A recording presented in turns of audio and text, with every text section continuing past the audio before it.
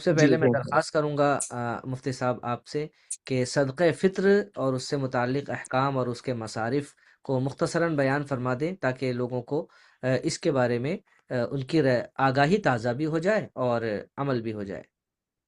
بہت بہتر مفتی صاحب۔ صدقہ فطر کے بارے میں ایک بنیادی چیز پہلے میں یہ عرض کروں کہ صدقہ فطر کو ہمارے بعض حلقوں میں بہت ہلکے میں لیا جاتا ہے کہ بھائی دے دیا تو دے دیا، نہیں ابھی نہیں تو بعد میں دے دیں گے، کیا حرج ہے۔ پہلے تو ہم یہ دیکھیں کہ صدقہ فطر در حقیقت ہمارے رمضان کے قبولیت کے لیے بہت اہم چیز مسلمانوں کو عطا کی گئی ہے۔ آپ صلی اللہ علیہ وسلم نے خود ارشاد فرمایا، ابو داؤد شریف، ابن ماجہ وغیرہ کی حدیث ہے، آپ صلی اللہ علیہ وسلم نے ارشاد فرمایا کہ صدقہ فطر تو اس لیے دیا گیا تھا کہ رمضان میں روزوں میں جو تھوڑا بہت کمی ہو گئی ہو، کوئی بے حیائی کی بات نکل گئی، کوئی غیبت ہو گئی، چغلی ہو گئی، کوئی لایانی ہو گئی، اس طرح کے زبانی یا عملی کوئی غلطی اور گناہ اگر ہو گئے ہوں تو اللہ تعالیٰ اس صدقۃ الفطر کی برکت سے اسے مٹا دے گا، اسے ختم کر دے گا۔ چنانچہ امام ابو حنیفہ رحمہ اللہ کے شاگرد اور امام شافعی رحمہ اللہ کے استاد امام وکی ابن الجراح رحمۃ اللہ علیہ، وہ فرماتے ہیں کہ صدقہ فطر کی مثال ایسی ہے جیسے نماز کا سجدہ سہو۔ اگر نماز میں کوئی سہو ہو جائے، کوئی غلطی ہو جائے، تو ایک سجدہ سے سہو کرنے سے، یعنی دو سجدے جو ہوتے ہیں، سجدہ سہو کرنے سے پوری ہماری نماز کی کمی کوتاہی دور ہو جاتی ہے۔ ایسے اگر صدقہ فطر ادا کیا جاتا ہے تو رمضان کی کمی کوتاہی اللہ دور کر دیتا ہے۔ تو کتنی بڑی چیز ہے۔ بلکہ ترغیب کی ایک روایت نظر سے گزری بڑی عجیب، اس میں یہ مضمون ہے کہ جب تک کوئی صدقہ فطر نہیں ادا کرتا اس کا روزہ زمین آسمان کے درمیان معلق رہتا ہے، اللہ۔ لٹکا رہتا ہے۔ جب وہ صدقہ فطر دیتا ہے تو قبولیت کے ساتھ اس کا صدقہ فطر ادا کیا جاتا ہے۔ اسی طرح تحتاوی اور مجمع الانہر میں ایک بہت اہم بات لکھی ہوئی ہے، بس اس کو بتا کر پھر میں مسائل شروع کرتا ہوں، کہ فقہا فرماتے ہیں کہ صدقہ فطر ادا کرنے سے تین فائدے حاصل ہوتے ہیں۔ پہلا فائدہ، اس کا روزہ قبول ہو جاتا ہے۔ روزے میں جو کمی کوتاہی کجی رہ گئی تھی، اللہ تعالیٰ اس کجی کمی کوتاہی کو دور کر دیتا ہے۔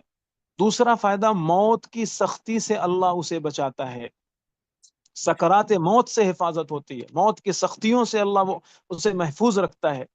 اور تیسری چیز یہ ہے کہ صدقہ فطر ادا کرنے سے مال میں برکت ہوتی ہے، مال بڑھتا ہے۔ تو صدقہ فطر کی یہ مختصراً کچھ فضیلت تھی جو میں نے ذکر کی تاکہ یہ اس کی اہمیت بھی معلوم ہو جائے۔ اب یہاں صدقہ فطر کس پر واجب ہوتا ہے، میں اس کو خلاصے کے طور پر بتاؤں تاکہ لوگ بہت سمجھتے ہیں کہ جس پر زکوٰۃ ہے بس اسی پر صدقہ فطر ہے، اس لیے میں اس کو تھوڑا واضح کرنے کی کوشش کرتا ہوں۔ دیکھیے، دو نصاب ہیں شریعت میں، ایک بڑا نصاب کہا جاتا ہے، ایک چھوٹا نصاب کہا جاتا ہے۔ بڑے نصاب میں صرف چار مال کاؤنٹ ہوتے ہیں۔ بڑے نصاب کا مطلب ہے سونا، چاندی، کرنسی اور مال تجارت یعنی بزنس کا سامان۔ ان چار مالوں میں سے کوئی ایک یا سب مکس کر کے اگر 612 گرام چاندی، جس کی بمبئی میں 1,68,000 مارکیٹ ویلو بنتی ہے، آگے پیچھے کچھ دن پہلے نکالی گئی تھی، تو تقریباً 1,68,000 روپے کی مالیت کے برابر یہ چار چیزوں میں سے کوئی چیز پہنچ جاتی ہے یا سب مکس کر کے پہنچ جاتی ہے، تو اس کو کہتے ہیں یہ بڑے نصاب کا مالک ہو گیا، اس پر زکوٰۃ فرض ہوتی ہے، اس پر زکوٰۃ فرض ہوتی ہے۔ اور ایک چھوٹا نصاب ہوتا ہے، چھوٹے نصاب میں چار چیزوں میں سے ایک پانچویں چیز اور ایڈ ہو جاتی ہے، سونا، چاندی، روپیہ پیسہ یعنی کرنسی، مال تجارت، اور پانچواں ہے ضرورت سے زیادہ کوئی بھی سامان، چاہے وہ مال تجارت ہو یا مال تجارت نہ ہو، چاہے وہ ان چاروں میں سے آتا ہو یا نہ آتا ہو، ضرورت سے زیادہ کوئی بھی سامان اگر ان پانچ چیزوں کو ملا کر کے کوئی 612 گرام چاندی کے برابر مالک ہو جاتا ہے تو یہ چھوٹے نصاب کا مالک ہے۔ چھوٹے نصاب کے مالک ہونے والے پر تین چیزیں لاگو ہوتی ہیں، قربانی واجب ہوتی ہے، صدقہ فطر واجب ہوتا ہے، اور اس کے لیے زکوٰۃ لینا حرام ہوتا ہے۔ اس کا فرق کہاں ظاہر ہوگا؟ جیسے مثال کے طور پر ایک آدمی کے پاس ایک گھر ہے جس میں وہ رہتا ہے، اور دوسرا گھر ہے جسے کرائے پر دے رکھا ہے، تو اب اور اس کے پاس کوئی سونا چاندی وغیرہ کچھ نہیں ہے، تو اس بندے پر زکوٰۃ فرض نہیں ہوگی۔ کیوں؟ اس لیے کہ چار مالوں میں سے وہ نصاب کبیر یعنی بڑے نصاب کا مالک نہیں ہے یہ، لیکن ضرورت سے زیادہ کوئی بھی سامان، کوئی بھی مال، اس حساب سے پانچویں چیز یہ آ جائے گی اور یہ نصاب کا مالک ہوگا۔ اس صورت میں اس بندے کو زکوٰۃ نہیں دے سکتے، اس بندے پر قربانی واجب ہوگی، اس بندے پر صدقہ فطر واجب ہوگا۔ تو صدقہ فطر میں اور زکوٰۃ میں یہ بنیادی فرق ہے، اور یہ میں نے اس لیے واضح کیا کہ اس کو اتنی وضاحت کے ساتھ عام طور پر ذکر نہیں کیا جاتا ہے۔ اب یہی مسئلہ آ جاتا ہے کہ ایک بندہ ہے جس کے کھیت بہت سارے ہیں، غریب ہے بیچارہ، بہت غریب ہے لیکن کھیت ہیں، اب مسئلہ آتا ہے کہ اس کو زکوٰۃ دے سکتے ہیں کہ نہیں دے سکتے؟ یہ نصاب صغیر کا مالک ہے، اس کو زکوٰۃ نہیں دے سکتے چاہے اس پر زکوٰۃ فرض نہ ہو۔ تو اس لیے یہ بنیادی ایک اصول ہے اور بنیادی گفتگو ہے اس چیز کو سمجھنے کے لیے کہ صدقہ فطر کس پر واجب ہوتا ہے۔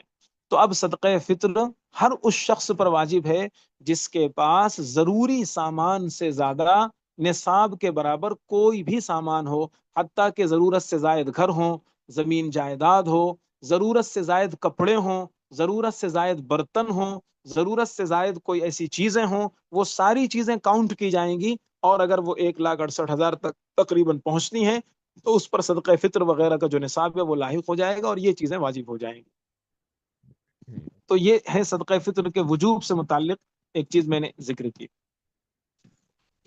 اب اس میں صدقہ فطر کس کی طرف سے دے سکتے ہیں، صدقہ فطر کس کو دے سکتے ہیں، یہ ایک مسئلہ آتا ہے جو عام طور پر پوچھا جاتا ہے۔ میں اسے ایک آسان انداز میں پیش کرتا ہوں تاکہ بات واضح ہو جائے۔ تو صدقہ فطر اپنے نابالغ اولاد کی طرف سے بھی باپ پر واجب ہوتا ہے اور اپنی ذات کی طرف سے بھی واجب ہوتا ہے۔ تو صدقہ فطر اپنی ذات کی طرف سے اور اپنے نابالغ اولاد، چھوٹے بچے جو ہیں، ان کی طرف سے بھی واجب ہوتا ہے۔ شرط یہ ہے کہ نابالغ اولاد مالدار نہ ہو، صاحب نصاب نہ ہو۔ اگر صاحب نصاب ہوگا تو مالدار نابالغ بچوں کا صدقہ فطر ان کے پیسے سے ادا کیا جائے گا، یعنی ان کے پیسے سے ادا کرنا کوئی ضروری نہیں ہے، باپ اگر ادا کر دے تو بھی کوئی مسئلہ نہیں ہے، لیکن اصل لازم ہوگا ان کے مال میں۔ بالغ اولاد جو بڑی اولاد ہے، تو بالغ اولاد ہے تو اس کا صدقہ فطر باپ پر واجب نہیں۔ اب اگر ان بالغ اولاد کے پاس مال ہے تو ان کے مال سے ادا کیا جائے گا، مال نہیں ہے تو نہیں ادا کیا جائے گا۔ لیکن اگر باپ اپنی طرف سے ادا کر دیتا ہے تو اچھی بات ہے، ثواب کی چیز ہے، اس میں کوئی حرج کی بات نہیں ہے۔ اسی طرح ماں باپ کا صدقہ فطر بیٹے پر لازم نہیں ہے، ضروری نہیں ہے، لیکن اگر بیٹا اپنے ماں باپ کی طرف سے ادا کر دیتا ہے تو یہ اچھی چیز ہے۔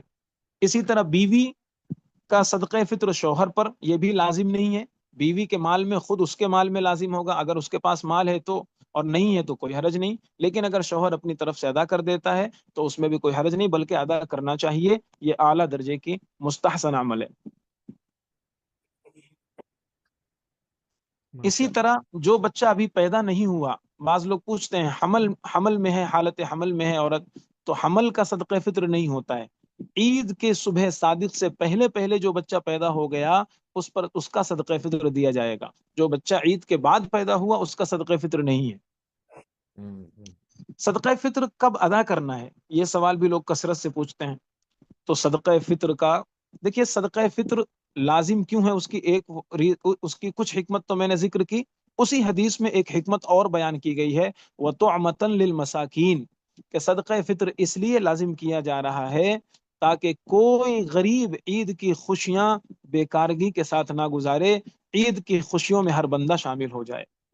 اسلام ہمدردی کا مذہب ہے، غم خواری کا مذہب ہے، انسانیت کا مذہب ہے۔ اسلام یہ نہیں سکھاتا کہ تمہارے بچے تو عید کی خوشیاں منائیں اور غریب کا بچہ منہ سکھائے ہوئے غم سے اپنے والد کو دیکھے اور عید کی خوشی میں وہ شریک نہ ہونے پائے۔ اسی لیے صدقہ فطر عید گاہ جانے سے پہلے، عید سے 1-2 دن پہلے دے دیا جائے، تاکہ زیادہ پہلے دے دیں گے تو وہ پہلے ہی خرچہ ہو جائے گا، غریب بیچارہ کیا کرے گا۔ زیادہ پہلے بھی نہ دیں، عید کے 1-2 دن پہلے دے دیں تاکہ وہ عید کا سامان خرید سکے اور عید کی خوشیوں میں شریک ہو سکے۔ حضرت عبداللہ بن عمر رضی اللہ تعالیٰ عنہ، ترمذی شریف کی روایت ہے، وہ اسی طرح عمل کرتے تھے کہ 2 دن پہلے ہی ادا کر دیا کرتے تھے۔ تو عیدگاہ جانے سے پہلے دے دیں، 1-8 دن پہلے دے دیں، کوئی حرج نہیں۔ رمضان میں کبھی بھی ادا کر سکتے ہیں، نصف رمضان کے بعد، آدھے رمضان کے بعد ادا کرنا یہ بہتر ہے، لیکن شروع رمضان میں بھی اگر ادا کر دیں گے تو صدقہ فطر ادا ہو جائے گا، کوئی حرج نہیں ہے۔ ہاں، رمضان سے پہلے اگر کوئی صدقہ فطر ادا کر دیتا ہے تو مفتہ بھی قول کے مطابق یہ صحیح نہیں ہوگا، پھر اسے دینا پڑے گا، یہ نارمل صدقہ ہوگا، یہ صدقہ فطر ادا نہیں ہوگا اگر رمضان سے پہلے کوئی ادا کرتا ہے. اگر کوئی عید تک نہیں ادا کر سکا، عید کے بعد صدقہ فطر دیتا ہے، تو اس میں ثواب کم ملے گا. صدقہ فطر کا ثواب کم ملے گا، لیکن صدقہ فطر ادا ہو جائے گا، اسے دوبارہ نہیں دینا پڑے گا. صدقہ فطر کتنا دینا ہے؟ گیہوں سے جو عام طور پر چلتا ہے 1.25 کلو گیہوں تقریباً، جس کی قیمت بمبئی میں 80 روپے لگائی گئی ہے. یہ گیہوں کی قیمت ہے، اور اس میں صدقہ فطر میں 4 چیزیں رکھی گئی ہیں، اور کھجور ہے، کشمش ہے، جو ہے، اسی طرح گیہوں ہے. تو یہ ضروری نہیں ہے کہ اگر 80 روپے لگائی گئی ہیں تو جو کروڑ پتی لوگ ہیں اور اسی طرح صاحب حیثیت لوگ ہیں، اللہ نے خوب مال ان کو دیا ہے، وہ بھی اسی طرح 80 روپے سے صدقہ فطر ادا کر دیں. یہ افضل اور بہتر کے خلاف ہے.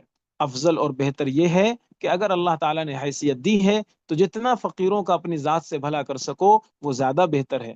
تو اس لیے کشمش کا حساب کر لو، کھجور کا حساب کر لو، جو کا حساب کر لو، جو زیادہ ہوتا ہے. تو اس لیے اس صاحب حیثیت لوگوں کے لیے وہ زیادہ بہتر ہے. لیکن اگر کوئی گیہوں سے دے دیتا ہے تو بلا کراہت ادا ہو جائے گا، اس میں کوئی ذرہ برابر کراہت نہیں ہوگی. صدقہ فطر میں جو ریٹ نکالا جائے گا وہ مارکیٹ ویلو ہوگی، یعنی مارکیٹ میں جو گیہوں کا ریٹ چلتا ہے وہ ہوگا. اگر مثال کے طور پر راشن کی دکان سے ایک دم کم میں گیہوں مل رہا ہے، یا کہیں اور سے ہم کو ایک دم کم میں گیہوں مل رہا ہے، تو وہ ریٹ نہیں پکڑا جائے گا. اسی طرح یہ 4 چیزیں تو ہو گئیں، گیہوں، جو، کھجور، کشمش.